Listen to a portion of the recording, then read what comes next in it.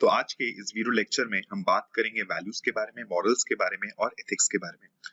इसको स्टार्ट करने से पहले हमें ये समझना पड़ेगा कि एक जो इंडिविजुअल होता है वो सुबह से शाम तक आपका एक्शन में एंगेज होता है।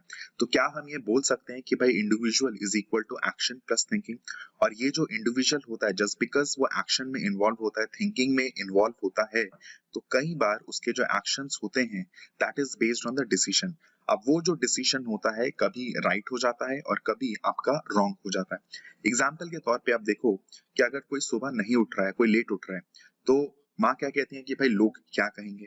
तो हमारा हर एक्शन सोसाइटी जज करता रहता है, ठीक है ना। और इसीलिए आदमी सारा डिसीजन मेकिंग में जो है वो आपका इन्वॉल्व रहता है, ठीक है ना। और इसीलिए कंफ्यूजन आपका क्रिएट होता है। दूसरा एग्जांपल देखो कि अगर आप गाड़ी से जा रहे हो और एक बेगर आपके पास आके पैसे मांगता है, सो अब आपके पास दो ऑप्शंस हैं, क्या कि भाई क्या उसको मैं पैसे दे दूं या फिर उसको मैं पैसे ना दूं। अगर मैं पैसे दे रहा हूं तो क्या मैं बेगरी को प्रमोट कर रहा हूं? और शायद अगर मैं ना दूं तो भाई उसकी थोड़ी सी हेल्प हो जाती। तो ये आप देखोगे कहीं ना कहीं जो है दिमाग, क्योंकि हमारा ऑल द टाइम आपका थिंकिंग में, एक्शन में इन्वॉल्व रहता है, तो हमारे अंदर कंफ्यूजन क्रिएट हो जाती है। अब ये जो घड़ी डली हुई है राइट और रॉन्ग की, ये घड़ी या तो फैमिली ने दी है, या तो लॉ ने दिया है, या फिर हमारी सोसाइटी ने आपका दिया है। बात करेंगे मॉरल्स के बारे में। तो मॉरल्स क्या है? मॉरल्स आपका इंडिविजुअल फिनोमेना है, जहां पे जो इंडिविजुअल है वो जज करता है कि ये पर्टिकुलर चीज राइट है या फिर रॉन्ग है।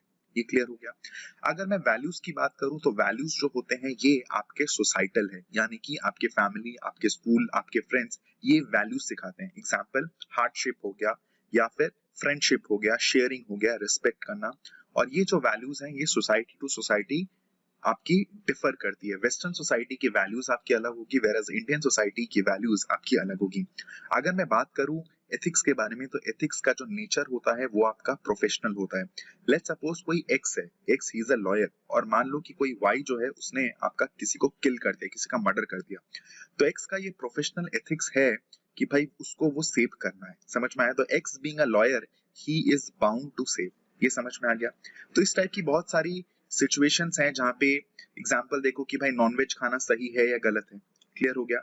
अब यहाँ पे दूसरा एग्जाम्पल देखो कि लेट्स सपोज अगर मैं बात करूं अमन की, तो अमन की मॉम ने सिखाया कि भाई आपको रिस्पेक्ट करना चाहिए एल्डर्स का। तो ये क्यों सिखाया? क्योंकि वो उनके फैमिली ट्रेडिशन के अंदर आता है। तो ये है क्या? ये आपके वैल्यूज हैं।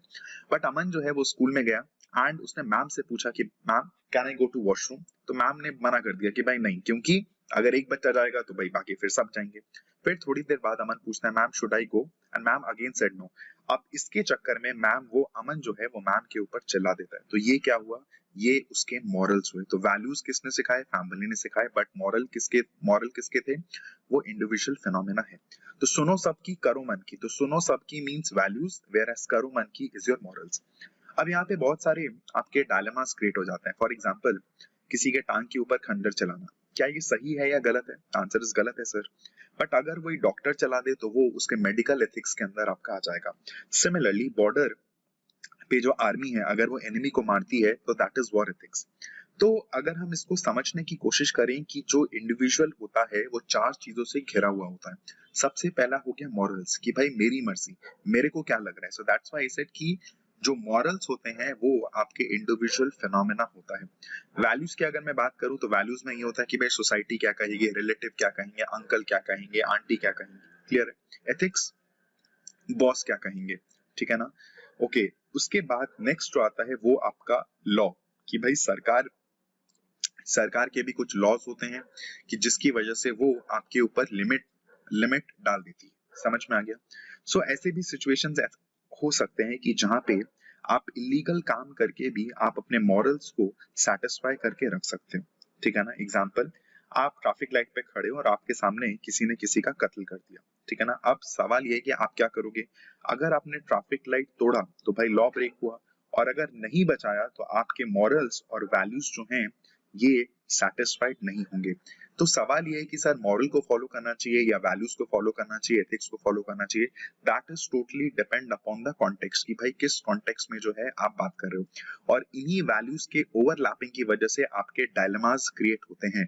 तो अगर आपको कॉन्सेप्चुअल क्लैरिटी होगी कि भाई मॉरली क्या सही है या फिर एथिकली क्या सही है, तो डिसीजन मेकिंग जो है वो बहुत ज्यादा आसान हो जाता है। ठीक है। सो यहाँ पे देखो, तो values can be defined as a broad preferences concerning appropriate courses of action और outcomes not born in nature, they are acquired and inculcated. कौन करता है? सोसाइटी करती है। एग्जांपल देख लो, जस्टिस हो गया, यहाँ पे हमने कॉन्स्टिट्यूशनल वैल्यूज की बात करी है, ये समझ में आ गया। उसके बाद मॉरल्स देख लो, क्या है मॉरल्स में? वो इंडिविजुअल फिनोमेना है कि भाई इंडिविजुअल को क्या लगेगा, क्या सही है क्या गलत है। एग्जांपल्स आप देख सकते हो। और एथिक्स की अगर मैं बात करूं तो प्रोफेशनल नेचर है, तो डिपेंड करता है किसके ऊपर? कॉन्टेक्स्ट के ऊपर, प्रोफेशन के ऊपर। समझ में आ गया? So with this I and up. Next video पे हम बात करेंगे डिवाइन कमांड थ्योरी के बारे में और नेचुरल लॉ थ्योरी के बारे में। Thank you so much.